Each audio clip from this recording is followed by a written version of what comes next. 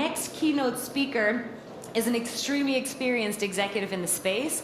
I was super excited to learn about this company once I discovered Sentient. They're one of the best funded AI companies in the world. They're building really, really deep technology out of the heart of Silicon Valley and helping large companies all over the world really develop deep insights through the data that they have with layers of artificial intelligence. So it's serving their customers better and faster and ultimately helping them make more revenue. It is my absolute pleasure to introduce to the stage Jonathan Epstein, Senior Vice President of Sentient.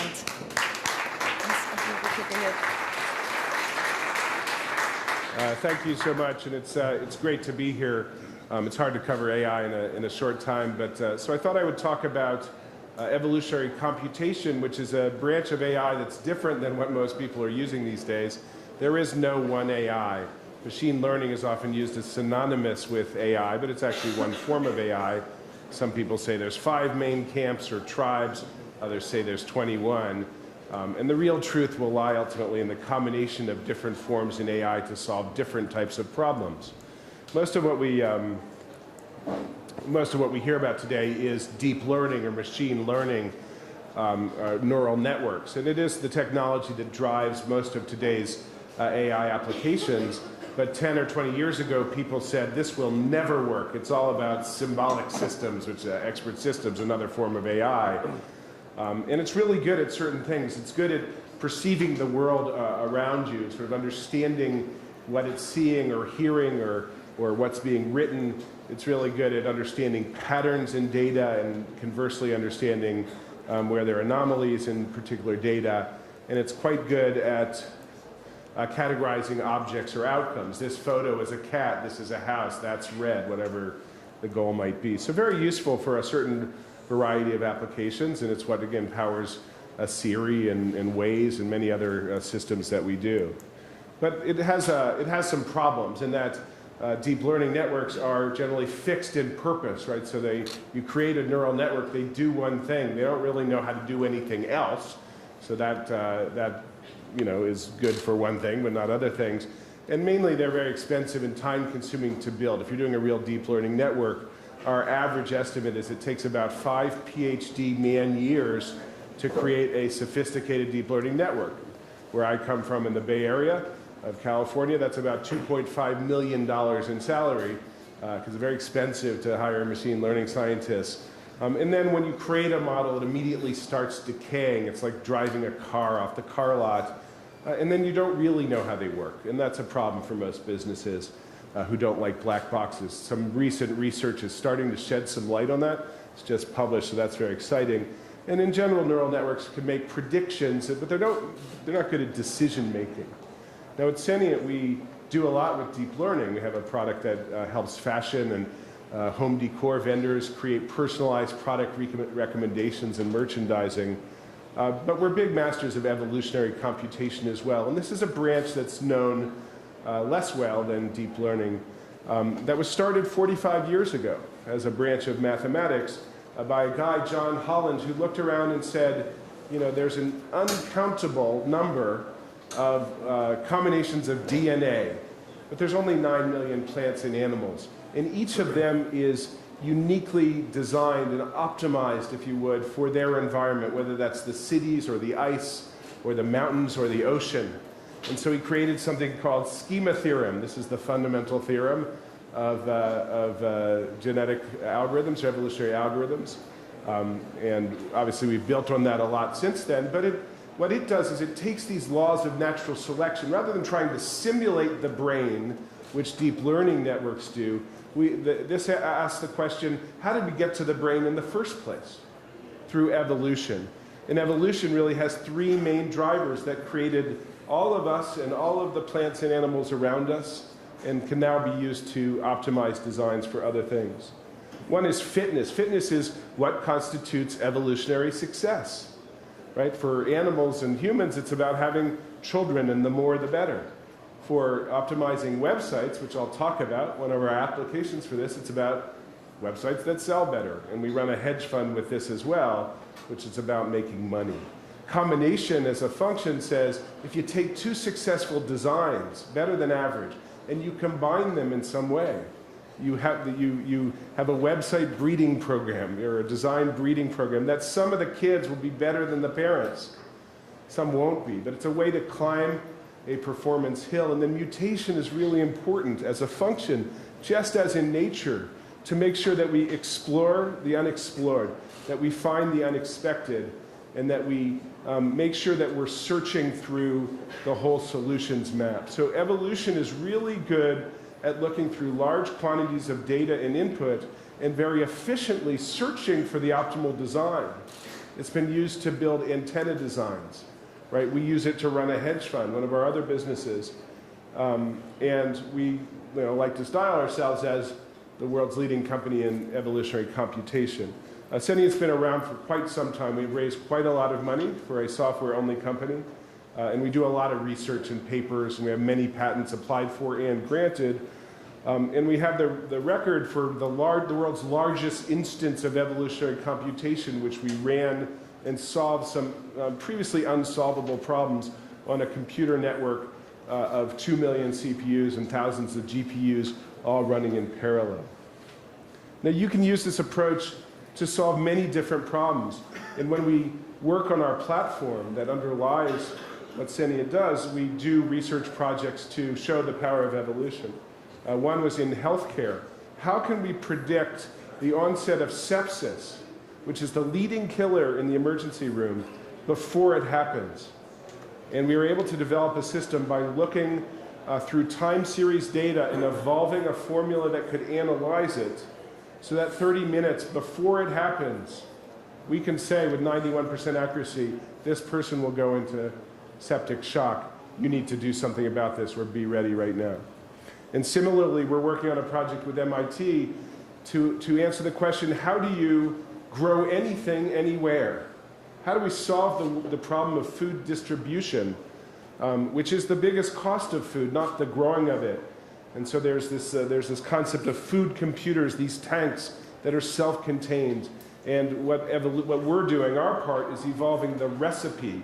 What's the right combination and time sequence of water and nutrients and light, and what color of light, and what shocks do you give to create the most high yield of a crop? And not just the highest yield. We started with basil, so we have a lot of pesto at the office. But the highest, not just the most basil, but the most flavorful basil, the highest oil content, because no one wants a bunch of tasteless basil. We use this approach in website optimization. So how do you, there are ways that you can use evolutionary computation today to solve your business. There's another company, Newtonian, that evolves equations that helps you solve what are the relationships, the hidden relationships in your data. Our focus has been on user experience. It's a really hard problem, right? How do you find out what works for today's users who change all the time?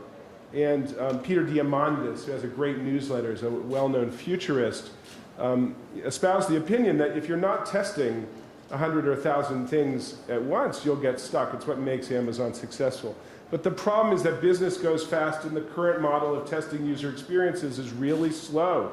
It works, but it's really slow, and it's really manual, and it actually, most tests fail, right? It's hard to know what's going to work for a user. Is this layout going to be better? Is this headline going to be better? Are these colors going to be better?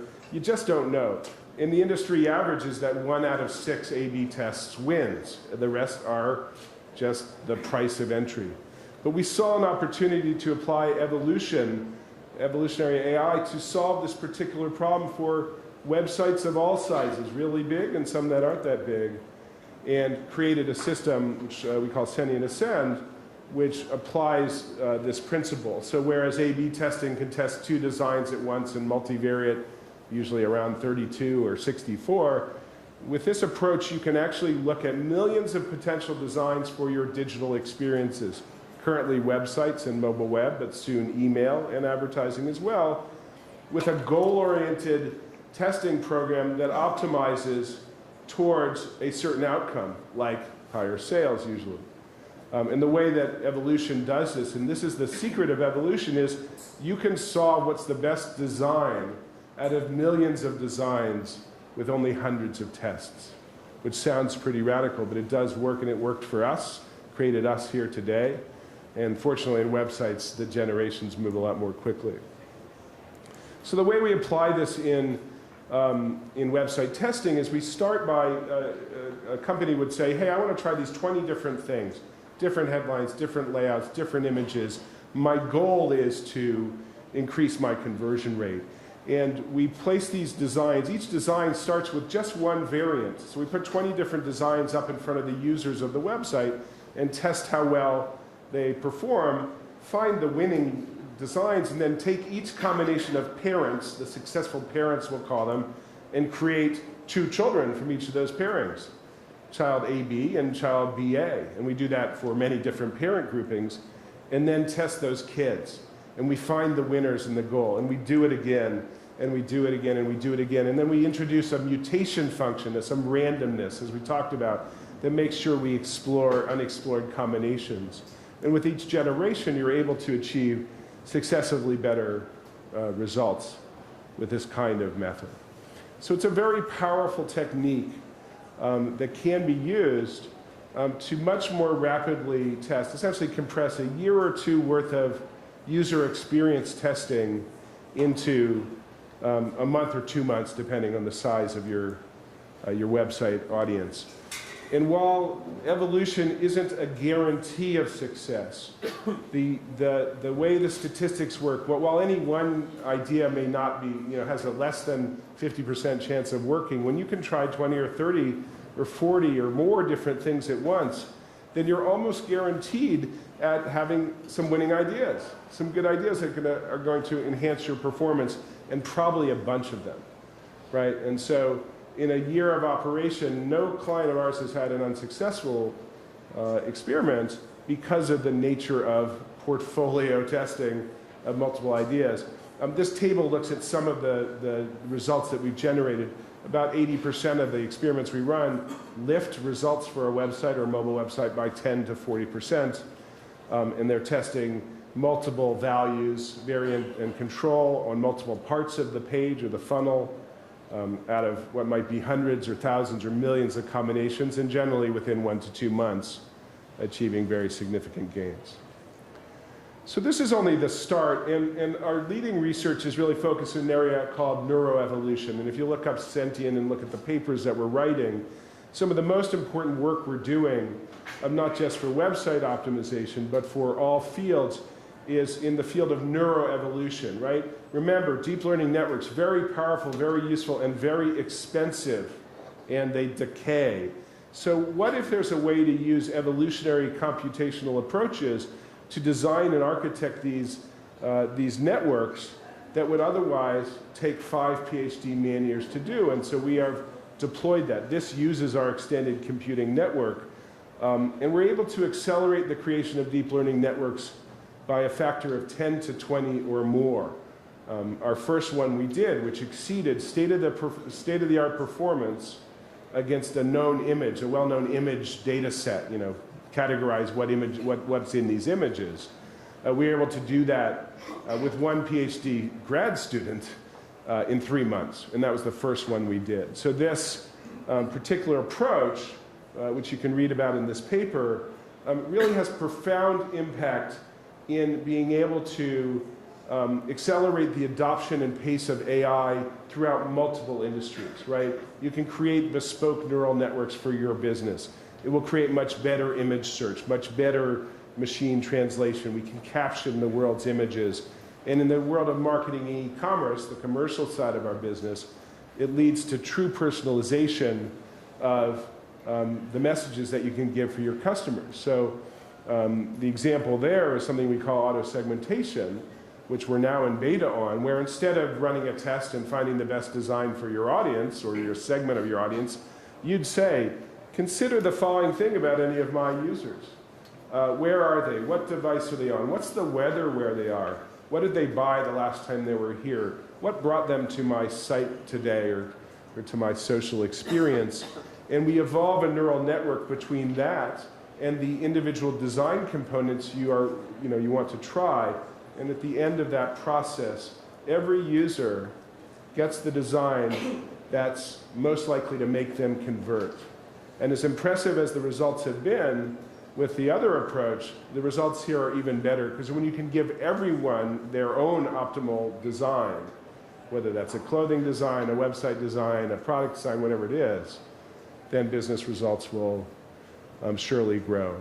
So I hope today we were able to sort of give you a very quick lightning introduction to evolution and Neuro Evolution. Please pay attention to these technologies. Google is now embracing them as well. You're going to start to read more about this approach. And the truth of AI is not deep learning or evolution or Bayesian.